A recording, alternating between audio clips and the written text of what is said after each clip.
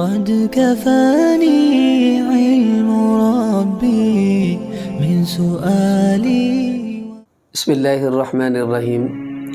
عید ایک خوشی کا موقع ہوتا ہے اور اللہ تعالیٰ نے مسلمانوں کو دو عیدیں عطا فرمائی ہیں، ایک عید الفطر ہے اور ایک عید الاضحیٰ ہے۔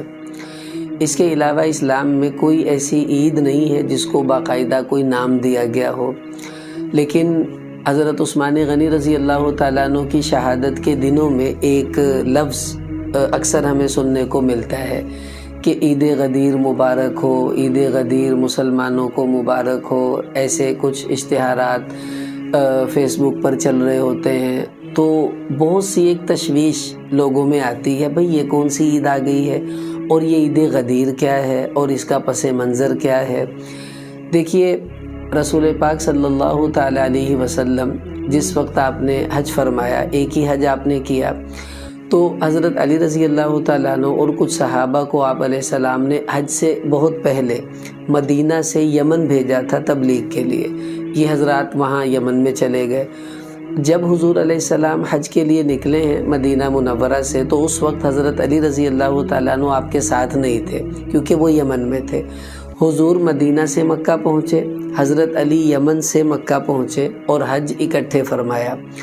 جب حج سے واپسی ہو رہی تھی تو اب جو حاجی مکہ سے مدینہ جاتے ہیں جس راستے سے، یہ ریگستانی راستہ ہے، لیکن جو پرانا راستہ تھا جہاں سے پہلے لوگ مکہ اور مدینہ جایا آیا کرتے تھے، اس کو کہتے ہیں پرانا روڈ مدینہ والا۔ وہ آج بھی وہاں سڑک تو اچھی بنی ہوئی ہے، لیکن وہاں سے جو آنے جانے کی اجازت حاجیوں کو نہیں ہے، حاجیوں کا راستہ الگ سے متعین ہے، وہ وہیں سے ان کو لے کر جاتے ہیں۔ تو آپ پرانا مدینہ روڈ پر اگر کبھی جائیں گے تو وہاں ایک شہر آتا ہے رابغ، بالکل سمندر کے اوپر ہے، وہاں پر ایک بجلی گھر بھی ہے وہاں رابغ کے قریب ہی۔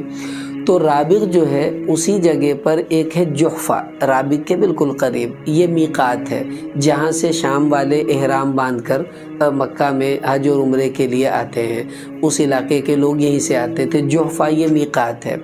تو یہ جو جحفہ ہے اور رابغ ہے، یہ بالکل قریب قریب ہے، ایک ہی جگہ ہے، یوں سمجھ لیں۔ تو یہیں پر پرانے زمانے کے اندر ایک تالاب ہوتا تھا جس کا نام تھا خم، وہ جگہ تھی، اس تالاب کا نام تھا خم۔ غدیر تالاب کو کہتے ہیں جہاں پر پانی کھڑا ہوا ہو۔ تو غدیر خم ایک جگہ تھی، یعنی وہ تالاب جو خم کی جگہ پر موجود تھا، تو اس کو غدیر خم کہا جاتا تھا۔ وہاں پانی تھا، کچھ درخت لگے ہوئے تھے سائے کے لیے، تو جو قافلے گزرا کرتے تھے، چونکہ پیدل آنا جانا تھا یا اونٹوں پر، تو لوگ پھر وہاں سٹے کرتے تھے تھوڑی دیر مکہ سے نکلنے کے بعد، وہاں پانی پیتے، کچھ سائے میں بیٹھتے، آرام وارام کرتے، پھر آگے چلے جاتے تھے۔ اب جب حج سے حضور واپس نکلے ہیں مدینہ منورہ کی طرف، اس وقت حضرت علی رضی اللہ عنہ بھی حضور کے ساتھ ہی ہیں۔ تو جب آپ 10 ذی الحجہ کو جیسے وہاں حج ہوا ہے اور 2-3 دن آپ نے مزید قیام کیا، پھر وہاں سے آپ نکلے ہیں، تو 18 ذی الحجہ کو آپ صلی اللہ علیہ وسلم یہاں پر غدیر خم پہنچ گئے اور یہاں آپ نے قیام فرمایا، صحابہ بھی آپ کے ساتھ ہیں۔ تو حضرت علی رضی اللہ تعالیٰ عنہ چونکہ یمن گئے ہوئے تھے، آپ کے ساتھ ایک جماعت تھی جس کے یہ امیر تھے حضرت علی رضی اللہ عنہ۔ تو اکثر سفر میں ناگواریاں آ جاتی ہیں، ساتھی آپس میں کوئی اونچ نیچ ہو جاتی ہے، انسان ہے۔ تو کچھ ساتھیوں نے حضرت علی رضی اللہ تعالیٰ عنہ کے حوالے سے شکایات حضور کو کی کہ جی انہوں نے سفر کے دوران یمن میں یہ کیا، یوں کہا، مجھے یوں کہا، مجھے یہ کیا۔ اور یہ صحابہ کے صاف دل ہونے کی نشانی تھی کہ وہ سب باتیں حضور کو کرتے تھے، تو جو قابل اصلاح بات ہوتی آپ علیہ السلام اسی وقت اس پر تنبیہ فرما دیتے تھے۔ تو جب یہ باتیں ہوئیں تو آپ صلی اللہ علیہ وسلم نے اس موقع پر اگر ایک ایک بات کا جواب دیتے تو یہ مشکل امر تھا اور دیر طلب امر تھا اور سفر بھی تھا۔ تو حضور علیہ السلام نے اس سب کا جو اس کا آپ نے حل سمجھا وہ بڑا پیارا تھا۔ وہ یہ کہ آپ نے ظہر کی نماز پڑھائی اور اس کے بعد خطبہ دیا، سب کو جمع کر لیا صحابہ کو، اور اس خطبے میں کچھ باتیں اور بھی ارشاد فرمائیں انہی کے ضمن میں آپ نے یہ فرمایا کہ من کنت مولاہ فعلی مولاہ۔ مختلف لفظوں سے یہ روایت آتی ہے، اس کی سند پر بھی کلام ہے، بعض علماء نے اس کو بہت ضعیف بھی کہا ہے، لیکن بہرحال حدیث موجود ہے اور یہ قابل احتجاج بھی ہے۔ اب یہ کہا کہ جس کا میں مولا، علی بھی اس کا مولا ہے، یہ بات آپ نے فرمائی۔ اب مولا کے کئی معنی لغت میں آتے ہیں، بہت سے معنی آتے ہیں۔ مولا کا معنی مالک بھی ہے، غلام بھی ہے، دوست بھی ہے، محبوب بھی ہے، کئی معنی آتے ہیں، سردار بھی ہے، بڑا بھی ہے، باعزت بھی ہے۔ تو اب یہاں پر ظاہر ہے وہی معنی کریں گے جو موقع کی مناسبت سے ہے اور بہتر بھی ہے۔ تو آپ علیہ السلام نے لوگوں سے یہ کہا کہ من کنت مولاہ، کہ دیکھو جو مجھ سے محبت کرتا ہے، جو مجھے اپنا دوست سمجھتا ہے، فعلی مولاہ، تو اس کو علی سے بھی دوستی کرنی چاہیے، علی سے بھی محبت کرنی چاہیے۔ کیا مطلب؟ میرا داماد ہے، میرا رشتہ دار ہے، اگر میں کچھ غلط کروں تو تم مجھ پر کبھی اعتراض نہیں کرو گے، تو علی پر بھی نہیں کرو۔ یہ اس کا خلاصہ تھا بات کا۔ جب آپ نے یہ کہہ دیا تو سب صحابہ کا دل صاف ہو گیا کہ چلو ٹھیک ہے، اگر حضور نے یہ کہہ دیا تو ہم بھی علی سے محبت کریں گے، اور جو ہماری آپس کی کچھ رنجش تھی سفر کے دوران وہ انہوں نے ختم کر دی، اور انسان ہونے کے ناطے ایسی باتیں ہو جاتی ہیں۔ تو یہ بات ختم ہو گئی، حضور واپس آ گئے۔ اب بس اتنی سی بات تھی کہ 18 ذی الحجہ کو آپ علیہ السلام نے حضرت علی رضی اللہ تعالیٰ عنہ کی یہ فضیلت لوگوں کے سامنے ظاہر کر دی۔ اس سے ایک طبقے نے یہ بات نکال لی، وہ طبقہ اس زمانے کے اندر کچھ ایسے لوگ تھے جو صحابہ سے اچھا گمان نہیں رکھتے تھے، ان سے دشمنی کرتے تھے، رافضی ان کو اس زمانے میں بھی کہا جاتا تھا۔ تو 3 صدیوں تک اس حدیث کا یہی معنی رہا کہ علی سے محبت کرو، کیونکہ مجھ سے محبت جو کرے گا اس کو علی سے بھی محبت کرنی چاہیے۔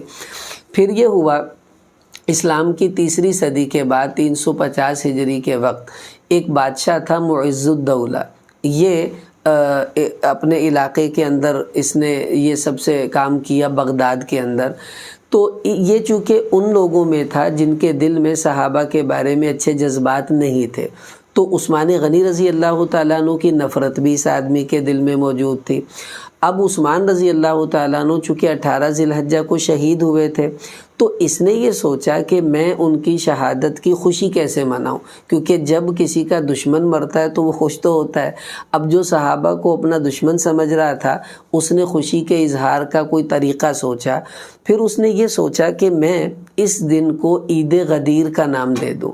عید غدیر کا مطلب کیا ہوگا، اور نام کیا دوں گا کہ 18 ذی الحجہ کو حضرت علی رضی اللہ تعالیٰ عنہ کو حضور نے یہ کہا تھا، اور مولا کا معنی بھی چینج کر دیا کہ مطلب یہ ہے کہ جو مجھے سردار سمجھتا ہے تو علی میرے بعد سردار ہوگا، یعنی میرے بعد خلیفہ علی ہوگا اور خلافت اس کو مل جائے گی۔ اس نے اس حدیث کا معنی بھی یوں چینج کر دیا اور اس دن کو خوشی کا دن قرار دے دیا کہ آج کے دن حضرت علی کی خلافت کا اعلان کیا گیا تھا اور ان کو حضور کا خلیفہ نومینیٹ کر دیا گیا تھا حضور کی طرف سے۔ تو اس خوشی میں بھائی ہم تو عید منا رہے ہیں، یعنی نام یہ دیا اور کام اندر عثمان رضی اللہ عنہ کی شہادت کے بغض کا اظہار تھا۔ خیر وہ چلتا رہا، اس نے عید غدیر کے نام سے بڑا پروگرام کیا، چونکہ علاقے پر اس کا کنٹرول بھی تھا، لوگ بھی اس سے متاثر تھے، پھر سرکاری مال بھی خرچ ہوا۔ تو یہاں سے یہ والی عید شروع ہوئی ہے۔ اب چونکہ اسلام میں تو عیدیں 2 ہی ہیں، اس کے علاوہ کوئی عید وید نہیں ہے، تو اب یہ جو عید ہے عید غدیر، یہ خالص بدعت ہے۔ ایک تو اس لیے کہ اسلام میں ایک نئی عید کا تصور، یہ بدعت ہو جائے گا۔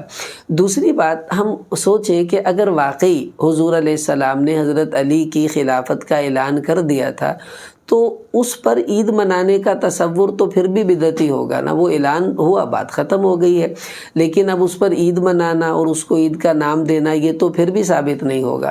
دوسری بات یہ ہے کہ اگر واقعی یہ کوئی عید جیسی چیز ہوتی تو حضرت علی کو خود منانی چاہیے تھی، حضرت حسن اور حسین رضی اللہ عنہما کو خود منانی چاہیے تھی، سیدہ فاطمہ عید مناتی کہ میرے خاوند کو اتنا بڑا اعزاز مل گیا ہے، لیکن پوری زندگی نہ حضرت علی نے خود یہ عید منائی، نہ حضرت حسن و حسین نے منائی، اور نہ کبھی کسی اہل بیت سے اس دن عید منانا اور اس عید کا نام ان سے کہیں ثابت ہے، ایسا کچھ نہیں ہمیں تاریخ میں ملے گا۔